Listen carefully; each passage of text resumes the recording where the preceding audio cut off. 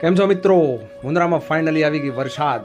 અમે આજે હતા ખુશાલ, કેમ કે અમને ખબર હતી કે આજે ગરાગીમાં થાય છે શાંતિ. તો મિત્રો સવારના આવીને અમે થોડુંક મોર્નિંગમાં એન્જોય કરી લઈએ છીએ, મસ્તી મજાક કરી લઈએ છીએ. કેમ કે સવારે જો મસ્તી મજાકને એન્જોય કરી લઈએ તો દિવસ આખો ખુશખુશાલ જાય.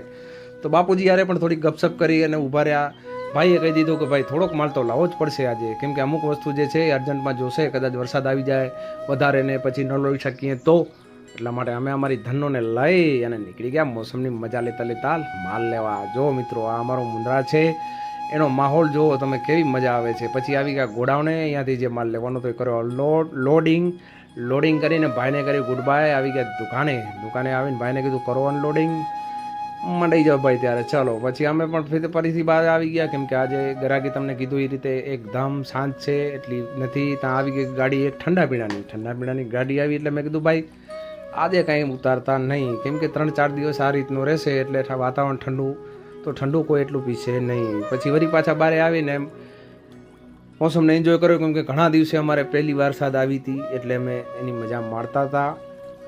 આવો મોકો ક્યારેક મળે છે અમને, કેમ કે બીજી લાઈફમાંથી આવા અમુક પલ જે છે એને અમે એન્જોય કરવાની કોશિશ કરીએ છીએ અને એની સાથે રહીએ છીએ. તો જો મિત્રો આજનો દિવસ અહીં કરીએ પૂરો. અમે આવી ગયા ઘરે, જમી કરીને કર્યું.